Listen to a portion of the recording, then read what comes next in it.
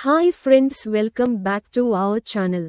Friends, కొంతమంది సంతోషంగా సాగుతున్న వారి జీవితాన్ని చేజేతులారా సర్వనాశనం చేసుకుంటారు.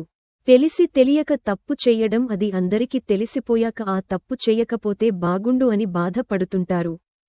తప్పు చేశాక ఎంత బాధపడినా ప్రయోజనం ఉండదు. అయితే అక్రమ సంబంధాల విషయంలో ఇలాంటివి చాలా జరుగుతున్నాయి. స్టోరీలోకి వెళ్లే ముందు మన ఛానల్ని ఎవరైనా ఇంకా సబ్స్క్రైబ్ చేసుకోకపోతే వెంటనే సబ్స్క్రైబ్ చేసుకోండి.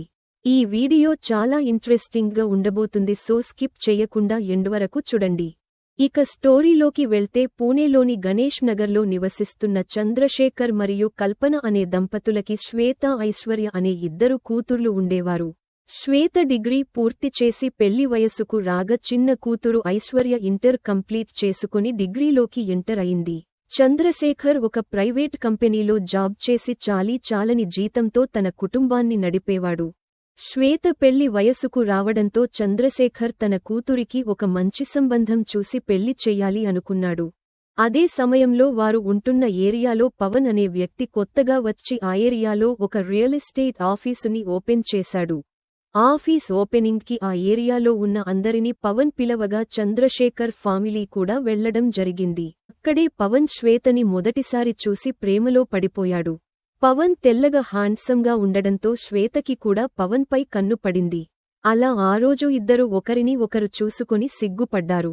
అప్పటినుండి ఇద్దరు ఒకే కాలనీలో ఉండేవారు కాబట్టి ఒకరిని ఒకరు చూసుకోడానికి చాలా ప్రయత్నించేవారు. కొన్ని రోజులకి పవన్ శ్వేత దగ్గరికి వెళ్లి తన మొబైల్ నెంబర్ అడిగి తీసుకోవడం జరిగింది. శ్వేతకి కూడా పవన్ మీద మంచి అభిప్రాయం ఉండడంతో తను కూడా ఏమాలోచించకుండా తన నంబర్ని ఇచ్చేసింది. ఆ రోజు నుండి పవన్ మరియు శ్వేత చాటింగ్స్ మరియు కాల్స్ మాట్లాడుకోవడం మొదలుపెట్టారు. శ్వేత డిగ్రీ అయిపోయి ఇంట్లో ఖాళీగా ఉండడంతో పవన్ కాల్ చేసినప్పుడల్లా గంటలు మాట్లాడేది. శ్వేత వాళ్ల అమ్మానాన్న ఎవరితో మాట్లాడుతున్నావని అడిగినా కూడా ఫ్రెండ్తో మాట్లాడుతున్నా అని చెప్పి వేరే రూమ్కి వెళ్లిపోయేది. కొన్ని రోజుల తరువాత శ్వేత లేసినప్పటి నుండి పడుకునే వరకు ఫోన్తోనే ఉండడంతో కూతురిపై అనుమానం కలిగిన చంద్రశేఖర్ శ్వేతకి పెళ్లి సంబంధాలు చూడడం మొదలుపెట్టాడు. శ్వేత కూడా అందంగా ఉండడంతో చాలామంది అబ్బాయిలు శ్వేతని చూసుకోడానికి ఇంటికి వచ్చేవారు. కానీ వచ్చిన ప్రతి ఒక్కరికి ఏదో ఒక వంక పెట్టి సంబంధం క్యాన్సల్ చేసేది. దాంతో కోపంకి గురైన చంద్రశేఖర్ శ్వేతపై సీరియస్ అయి గట్టిగా ప్రశ్నించడంతో శ్వేత పవన్ గురించి చెప్పేసింది.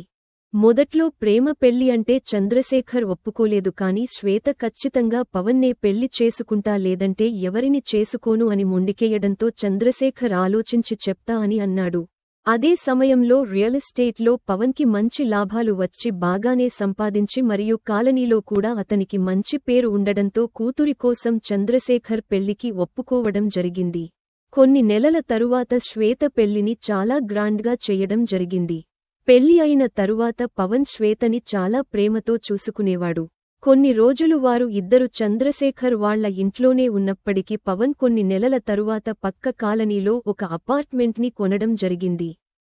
అప్పటినుండి పవన్ మరియు శ్వేత అందులోనే హ్యాపీగా ఉండేవారు. కొన్ని నెలల తరువాత శ్వేత నెల తప్పడం జరిగింది. అందరూ చాలా సంతోషపడ్డారు. శ్వేత నెల తప్పడంతో ఇంట్లో పనులు చేస్తే తనకి ఇబ్బంది అవుతుంది అని పవన్ శ్వేతని చంద్రశేఖర్ వాళ్ల ఇంటికి పంపించాడు. పవన్ ప్రతిరోజు తన రియల్ ఎస్టేట్ ఆఫీస్కి వెళ్లి లంచ్ టైములో చంద్రశేఖర్ వాళ్ల ఇంటికి వెళ్లి భోజనం చేసి శ్వేతతో కాసేపు సమయం గడిపి వచ్చేవాడు. అయితే ఒకరోజు పవన్కి ఆఫీసులో వర్క్ ఎక్కువ ఉండడంతో భోజనానికి ఇంటికి రాలేను అని చెప్పడంతో శ్వేత తన చెల్లెలు అయిన ఐశ్వర్యన్ని పవన్కి లంచ్ బాక్స్ ఇచ్చి రమ్మని చెప్పింది. దాంతో ఐశ్వర్య లంచ్ బాక్స్ పట్టుకుని పవన్ దగ్గరికి వెళ్ళింది. అక్కడికి వెళ్లినాక పవన్ ఒక్కడే ఉండడం గమనించిన ఐశ్వర్య వెళ్లి తన బావ రూంలో కూర్చుంది. ఐశ్వర్య రావడం చూసిన పవన్ తన వర్క్ పక్కన పెట్టి తనతో ముచ్చట పెట్టడం మొదలుపెట్టాడు. ఐశ్వర్య కూడా చాలా అందంగా ఉండడంతో పవన్ భోజనం చేస్తూ చిన్నగా తనని చూసేవాడు. తన బావ చూస్తున్నాడు అని గమనించిన ఐశ్వర్య ఇంకా టెంప్ట్ చెయ్యడం స్టార్ట్ చేసింది. ఆ రోజు నుండి భోజనానికి ఇంటికి వెళ్లకపోతే ఐశ్వర్య భోజనం పట్టుకొస్తది అని తెలుసుకున్న పవన్ ఈ ఛాన్స్ని మిస్ చేసుకోవద్దు అనుకున్నాడు. ఆ రోజు నుండి పవన్ లంచ్కి ఇంటికి వెళ్లడం ఆపేశాడు. ఐశ్వర్య ప్రతిరోజు బాక్స్ పట్టుకుని ఆఫీస్కి వెళ్లేది. ఐశ్వర్య కూడా మంచి వయస్సులో ఉండడంతో పవన్ని కసిగా చూసి రెచ్చగొట్టేది.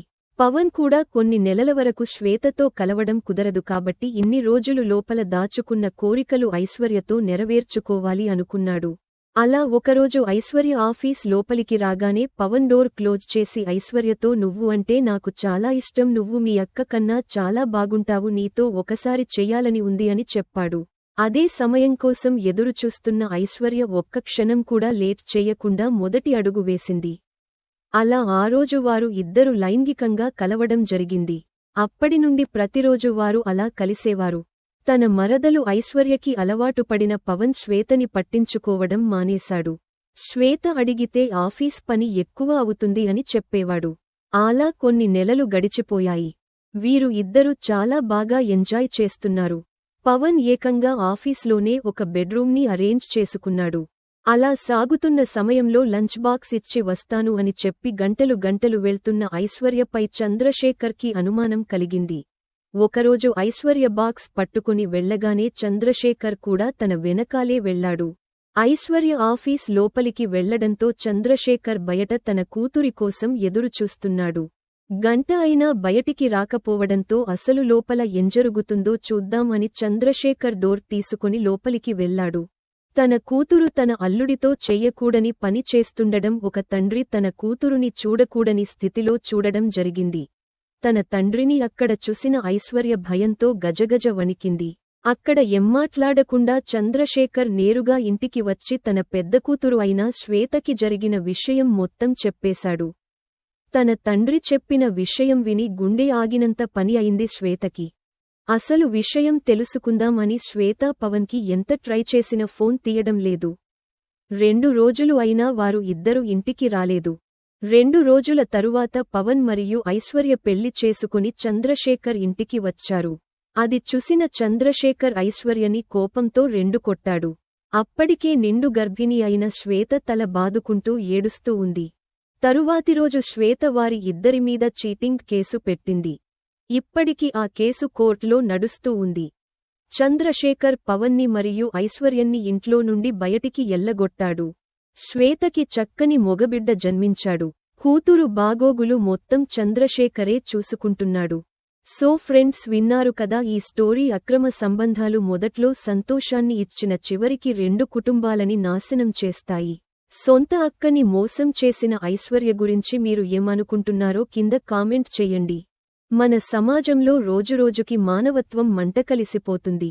ఇలాంటి స్టోరీస్ విన్నప్పుడు అయినా కనీసం కొంతమంది ప్రజలు మారుతారు అని మా ఉద్దేశం. ఈ వీడియో నచ్చితే మీ ఫ్రెండ్స్ అండ్ ఫ్యామిలీ మెంబర్స్కి షేర్ చెయ్యండి.